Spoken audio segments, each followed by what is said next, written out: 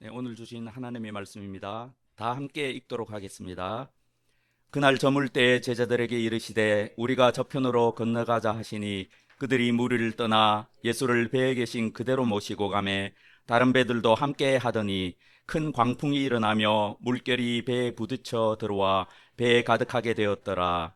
예수께서는 고물에서 베개를 베고 주무시더니 제자들이 깨우며 이르되 선생님이여 우리가 죽게 된 것을 돌보지 아니하시나이까 하니 예수께서 깨어 바람을 꾸짖으시며 바다더러 이르시되 잠잠하라 고요하라 하시니 바람이 그치고 아주 잔잔하여지더라. 이에 제자들에게 이르시되 어찌하여 이렇게 무서워하느냐 너희가 어찌 믿음이 없느냐 하시니 그들이 심히 두려워하여 서로 말하되 그가 누구이기에 바람과 바다도 순종하는가 하였더라. 아멘. 아버지 하나님 감사합니다. 저희에게 오늘도 말씀을 허락하여 주시기를 원합니다. 하나님께서 저희의 마음에 또 저희의 가정에 저희의 공동체에 하나님께서 허락하신 이 아름다운 대한민국에 이 모든 말씀이 울려 퍼지게 하시옵고 선택하신 자녀들이 다 순종할 수 있도록 이 말씀을 통해서 믿음이 무엇인지 점검하며 다시 새롭게 시작할 수 있도록 하나님께서 은혜를 내려주시기를 원합니다. 예수님의 이름으로 기도합니다. 아멘. 네, 오늘 이 말씀 마가복음 4장의 이 말씀을 통해서 우리는 믿음의 실체를 좀 생각을 해보아야 되겠습니다. 과연 믿음이라는 게 무엇인지. 네, 오늘 본문 이전까지는 어떤 내용이었습니까? 예수님의 가르침이었습니다. 하나님 나라에 대한 예수님의 가르침, 교훈.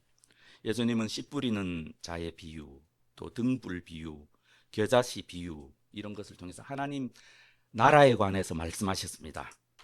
제자들은 그 말씀을 귀로 듣고 또 예수님께 이해를 잘 못한다고 책망까지 받으면서 그 교훈을 마음에 깊이 새겼습니다. 그리고 예수님의 말씀을 믿었고 이전보다 훨씬 더 예수님께서 말씀하시는 하나님 나라에 관해서 잘 이해할 수가 있었습니다. 근데 오늘 본문부터 분위기가 싹 바뀝니다. 이전의 본문은 교실이었습니다. 교실.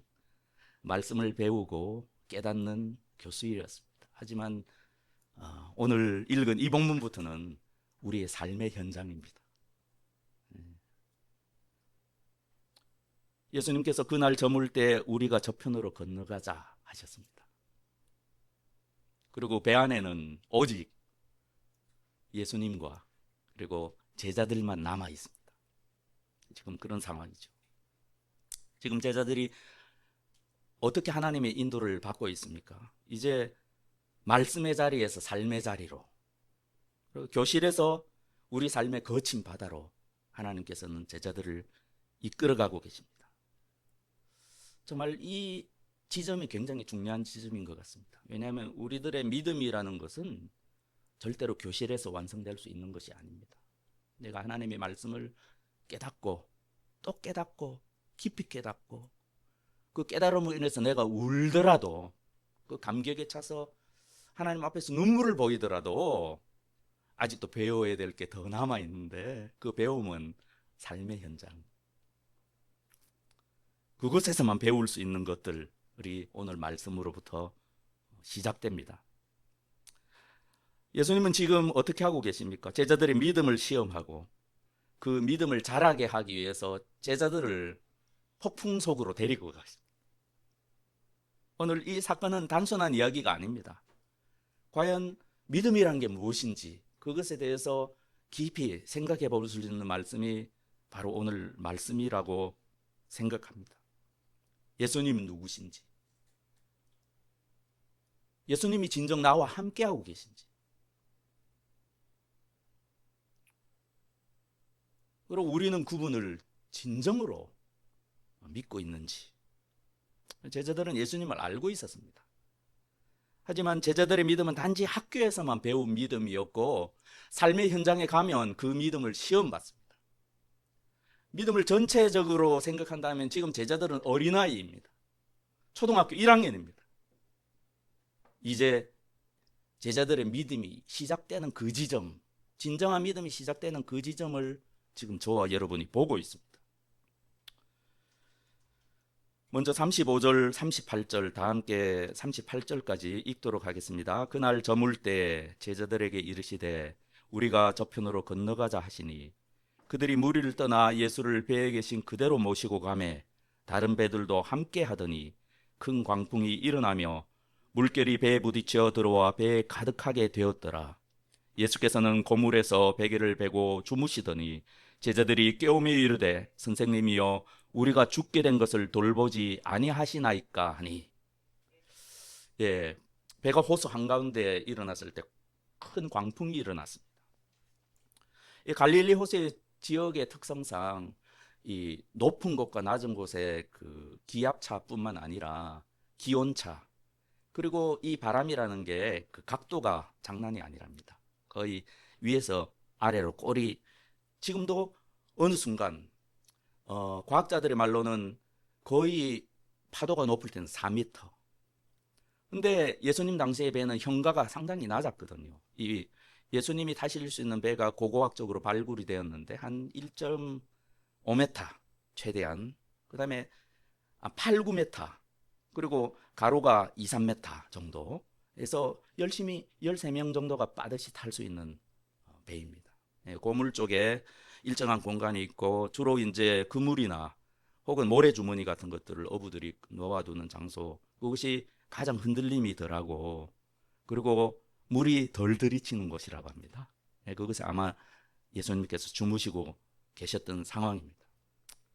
아무튼 큰 광풍이 일어났고 이번은 달랐습니다. 이 노련한 어부 출신인 베드로조차도 감당하지 못할 만큼 엄청난 광풍이었던 것 같습니다. 거센 파도가 배 안으로 막 들이쳤습니다. 우리가 충분히 짐작을 해요. 이 죽음의 공포보다 더한 공포가 어디 있겠습니까? 제자들의 마음을 들이닥쳤습니다. 근데 예수님이 주무시고 계셨습니다. 어떤 분들은 이곳에서 예수님의 평안함, 폭풍에도 주무실 수 있는 그 예수님의 마음의 평안함을 생각하고 계실지 모릅니다. 하지만 우리 믿음의 선배들은 여기서 완전한 인간이신 예수님을 보았습니다. 우리처럼 너무나 피곤하고 어떤 상황에 누가 들고 가도 일어나지 못할 만큼 이렇게 피곤한 상황에서 고안히 주무실 수 있는 그런 예수님의 참된 인간성을 우리 믿음의 선배들은 여기서 보았습니다. 제자들이 예수님을 급히 깨우며 소리칩니다.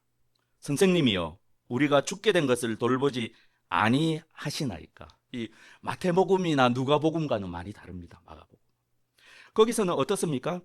이 비교적 주여 나를 구원하소서 이렇게 점잖게 이렇게 표현했습니다. 하지만 마가복음은 이 제자들의 마음, 우리들의 마음이죠. 이 거친 삶의 폭풍이 닥쳤을 때 우리들의 마음을 날것 그대로 생생하게 전하고 있습니다. 이것은 기도가 아닙니다. 차라리 원망에 더 가깝다고 할 수 있습니다. 비난이라고도 할 수 있습니다. 지금 제가 죽게 생겼는데 예수님 뭐 하고 계십니까? 이런 믿음의 어린아이들이 가지는 그런 심정을 이 말씀이 그대로 대변하고 있습니다. 우리도 인생의 광풍이 몰아칠 때, 잘 될 때는 그렇지 않지만 잘 안 될 때, 내 뜻대로 안 풀릴 때, 나의 기업이 흔들릴 때, 내 가정이 흔들릴 때, 혹은 우리 공동체, 교회나 국가가 뒤집어지려고 할 때, 파선의 위기에 봉착하면 하나같이 이런 마음을 품게 됩니다. 인생의 파고와 풍랑만 우리들의 믿음을 시험합니다. 하나님의 함께 하심을 의심하고 과연 주님께서 나를 돌보고 계신지 그렇게 의심합니다. 저와 여러분은 이런 신앙생활을 하고 있다고 생각해요. 제자들과 똑같습니다. 삶의 현장에서 비로소 우리는 믿음을 배워나가고 있습니다. 어려울 때 내 마음이 보여주는 하나님에 대한 믿음, 그 믿음이 믿음입니다.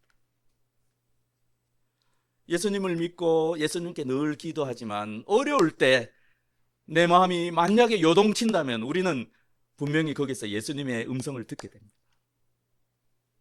왜 그렇게 믿음이 없느냐?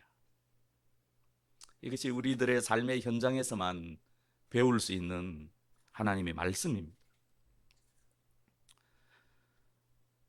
이제 39절, 40절만 읽어보도록 하겠습니다. 39절, 40절.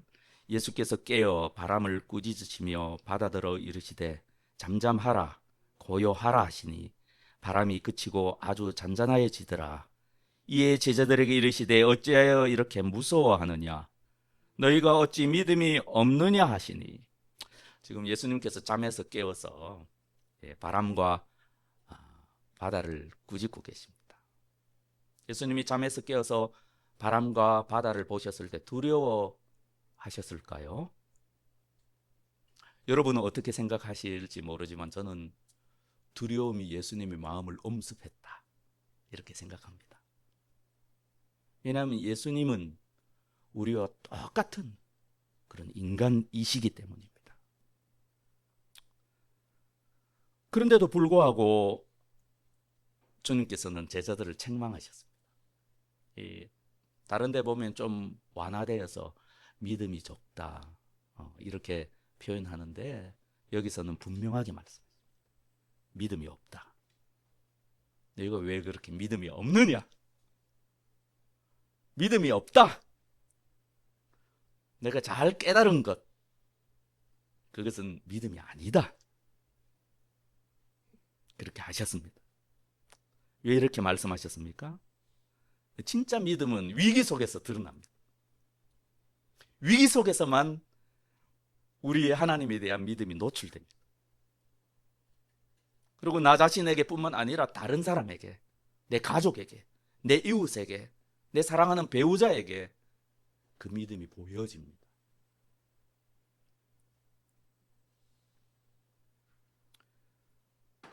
죽음의 위협 속에서도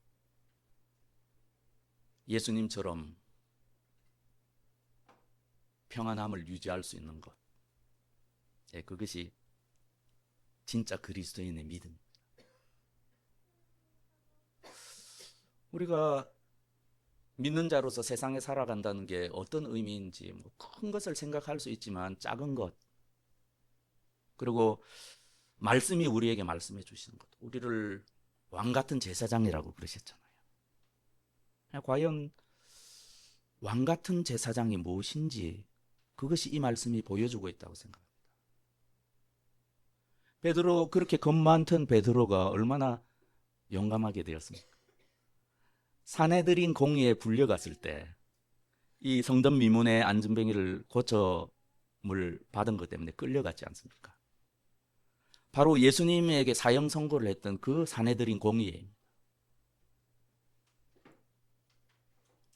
예수의 말씀을 전하지 말라. 너희가 생각해봐라. 하나님을 두려워하는 게 옳으냐? 아니면 사람을 두려워하는 게 옳으냐?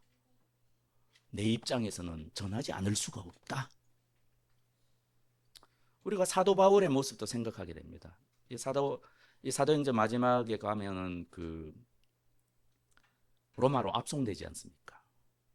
그래서 배에서 풍랑을 만나지 않습니까? 그때 사도 바울이 어떤 역할을 했는지, 그 배에서 어떤 역할을 했는지 여러분 기억하실 겁니다. 나는 하나님을 믿는 사람입니다. 하나님께서 나에게 말씀하신 그대로 이루실 것입니다. 그러므로 여러분 걱정하지 마십시오. 이것이 그리스도인의 역할입니다. 평안을 전하는 게 그냥 복음을 전한다는 것이 아닙니다. 모든 사람이 두려워 떨 때 혼자 하나님의 계시의 말씀을 듣고 그리고 사람들에게 평안을 전하는 것입니다. 오직 예수만이 소망입니다. 하지만 제자들의 믿음은 아직 그렇게까지는 성장하지 않았고 이제 학교를 떠나 삶의 현장에서 하나하나 배워가야만 하는 그런 상황이었습니다. 또 바울은 그 배에서 제사장 역할을 했지 않습니까? 이거 보면 떡을 떼어 사람들에게 나누어주는 그 모습은 정확하게 성서오이상 성찬식을 의미합니다. 이 공포에 질린 그 가판이 주님의 성전이 되었습니다. 공포에 질린 가정이 주님을 예배하는 장소가 되었습니다. 그것이 진정 참된 평안을 마음에 가진 그리스도인의 모습입니다. 세상에도 좀 돌을 닦았다든지 마음 공부가 잘 된 사람은 웬만한 일에 흔들리지 않습니다. 심지어 우리는 때로 죽음 앞에서도 의연한 그런 예수 믿지 않는 사람들을 때로는 봅니다. 그런데 믿는다고 하면서 좀 인생의 파고를 많이 겪은 사람들을 보기에는 별것 아닌 문제로 두려워하고 불안해하고 안달복달하고 맨날 기도하면서 그러면서 주위의 사람들까지 불안하게 만드는 그것이 믿음입니까? 지금 오늘 이 말씀은 여기서 자라가야 한다 라고 그렇게 하나님께서 저와 여러분에게 말씀하고 계십니다. 41절 마지막 절입니다. 그들이 심히 두려워하여 서로 말하되 그가 누구이기에 바람과 바다도 순종하는가 하였더라. 예수님께서 잠잠하라 고요하라 아마 그 아람어로 말씀하셨겠죠. 하지만 기록된 성경은 헬라어로 잠잠하라고. 이 잠잠하라는 것은 이 회당에서 귀신을 에게 외쳤던 그 단어와 똑같은 단어가 사용했고, 그리고 고요하라는 것은 귀신이나 어떤 세력을 결박하고 묶을 때 사용하는 단어였습니다. 단 두 마디로 바람이 그치고 바다가 잔잔해졌습니다. 이 자연 만물이 창조주 하나님의 말씀에 즉각 순종한 것처럼 피곤함 때문에 잠을 자고 계시던 완전한 인간이신 예수님은 또한 당신이 창조하신 모든 자연 만물을 다스리는 창조주이십니다. 아직 믿음이 자라나야 될 이 제자들은 어떤 반응을 보였습니까? 그들이 심히 두려워하여 라고 말합니다. 여기서 우리는 굉장히 중요한 사실을 발견해야 됩니다. 광풍에서 두려워하는 것. 그리고 예수님이 너희가 그렇게 믿음이 없는데 왜 두려워하느냐 라는 그 두려움의 헬라어 단어와 그리고 예수님을 진정으로 두려워했던 이 두려워하는 마음은 단어가 다릅니다. 그것을 우리가 볼 수 있어야 됩니다. 40절에 이 두려움, 데이로스는 염려와 관련이 있습니다. 근데 41절의 포보스는 경건한 두려움과 관련이 있습니다. 그 의미 자체가 그런 뜻입니다. 이 제자들이 서로 묻죠. 그가 누구이기에 바람과 바다도 순종하는가? 이 복음서를 읽고 있는 이 초대교회 우리 믿음의 선배들은 다 압니다. 그분은 하나님이시다. 그분은 참된 주님이시다. 창조이시다.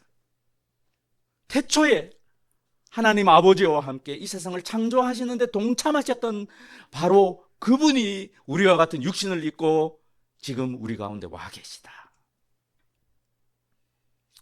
사랑하는 성도 여러분, 믿음이 무엇입니까? 어떤 그리스도인들은 문제 해결하는 것, 그것이 믿음이라고 생각하는 것 같습니다. 문제를 잘 해결하면 믿음이 있다. 문제에 봉착해서 헤매고 해결을 잘못하면 믿음이 없다. 혹은 인생의 파고에서 잘 넘어가면 믿음이 있다. 혹은 인생이 파선해서 저 바다 밑에 깊은 바다 밑에 내려가면 믿음이 없다. 이런 식으로 생각합니다. 그것은 잘못된 것입니다. 오늘 이 말씀은 그 믿음의 가장 기초적인 핵심이 무엇인지 우리에게 말해줍니다. 예수님이 누구신가 하는 것입니다. 교실에서 배운, 교리상 배운 예수님이 누구신가 하는 것이 아닙니다. 나의 삶의 현장에서 내가 예수님의 이름으로, 예수님의 권세로 기도했더니 바람과 폭풍이 잠잠해졌다 라는 삶의 현장에서 배운 그 경험만이 우리들의 믿음을 성장케 합니다. 그것이 믿음의 본질입니다. 그냥 이론적으로 믿는 것이 아니라 지금 전능자께서 내 삶의 배에 함께 동선하고 계시다. 나와 함께 계신다. 예수님의 현존, 그것을 경험하는 것, 그 경험이 쌓여가는 것, 그래서 그 믿음이 점점 커져가는 것, 그것이 믿음입니다. 그것이 믿음의 본질입니다. 제자들은 지금까지 예수님을 그냥 정말 놀라운 선생님이고 이스라엘을 구원하실 구원자로만 생각했을 겁니다. 아마도.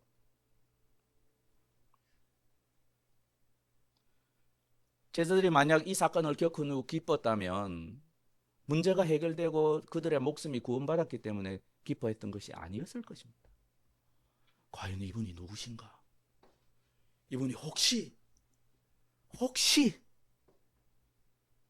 성경이 말하는 그분이 아닐까? 하늘과 땅의 모든 것을 부여받으신 하나님의 아들이 아닐까? 그것을 삶의 현장에서 깨달았기 때문에 아마 제자들은 마음의 기쁨이 가득했지 않을까? 그렇게 생각해 봅니다. 이런 경험을 통해 저와 여러분의 믿음도 조금씩 자라간다고 생각합니다. 그리고 결국 우리 믿음의 선진들처럼 죽음도 이기고 넘어서는 것입니다. 죽음조차도 두렵지 않게 됩니다.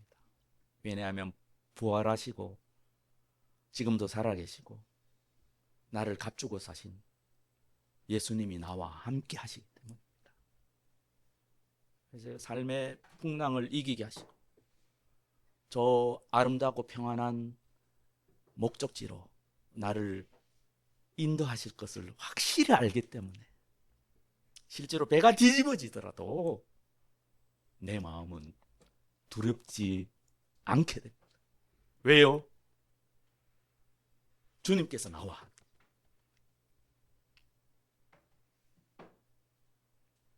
그렇게 참된 제자가 되어가는 것입니다. 이것이 저와 여러분의 신앙생활이고 2026년을 바라보는 저와 여러분의 마음이 되어야 한다. 이렇게 생각합니다. 오늘의 배는 여러분이 눈치채셨겠지만 교회를 상징합니다. 그래서 굳이 마가가 무리와 분리돼서 예수님을 모시고 있는 배를 기록하신 것입니다. 배가 무엇입니까? 나 자신의 마음일 수도 있고 나의 가정일 수도 있고 우리 교회일 수도 있고 그리고 하나님이 허락하신 이 대한민국일 수도 있고 그리고 크게 보면 전 세계 지구라는 배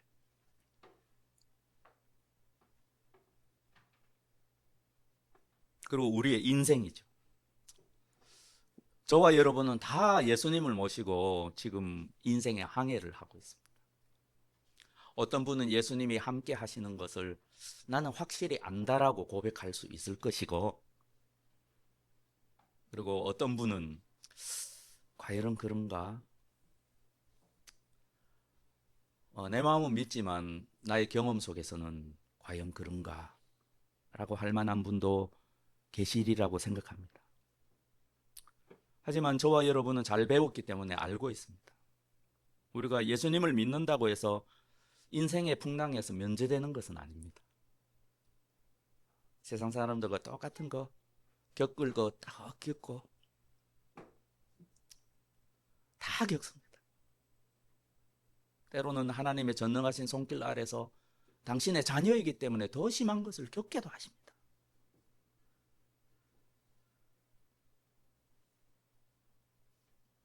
하지만 예수님이 함께 하신 배는 절대로 침몰하지 않습니다. 저와 여러분의 두려움이 어디서 옵니까? 예수님이 주무시는 것처럼 느껴질 때, 예수님이 내 기도를 응답하지 않으실 때, 그때 진짜 두렵습니다. 하지만 주님이 나와 함께 하신다면 그곳에 소망이 있습니다. 때로는 인내가 필요합니다. 때로는 끈질기게 기도하는 것도 필요합니다. 때로는 그 눈물의 기도를 주님께서 응답하지 않으시고 사랑하는 아들을 빼앗긴 그런 다윗과 같은 심정이 될 때도 있습니다. 하지만 하나님을 진정으로 믿는 성도는 하나님의 주권이 분명히 보여질 때 즉시 순복하고 다시 일어나서 음식을 먹고 기운을 차릴 수가 있습니다. 이것이 진짜 믿음과 믿음 없는 그런 제자들과 같은 상태의 큰 차이입니다. 어떻게 보면 우리의 기도가 좀 바뀌어야 될 부분도 없지는 않다고 생각합니다. 풍랑을 멈추어 주십시오라고만 기도할 때가 많이 있습니다. 이렇게 기도해 보면 어떨까요? 주님께서 나와 함께 하심을 보여주십시오.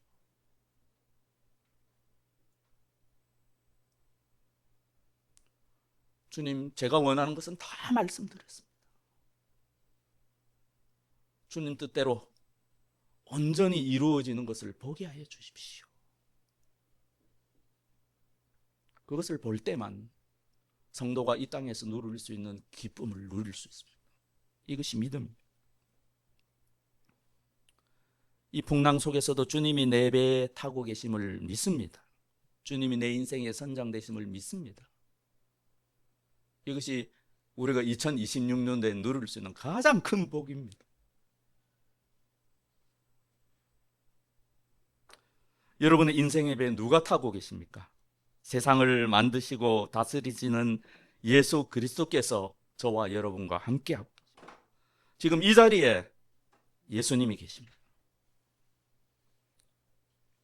막연하게 믿는 것이 아니라 주님의 현존을 믿는 믿음으로, 주님이 함께 하심을 날마다 경험하는 믿음으로 그렇게 바뀌어 가기를 주님의 이름으로 간절히 기원합니다. 아멘.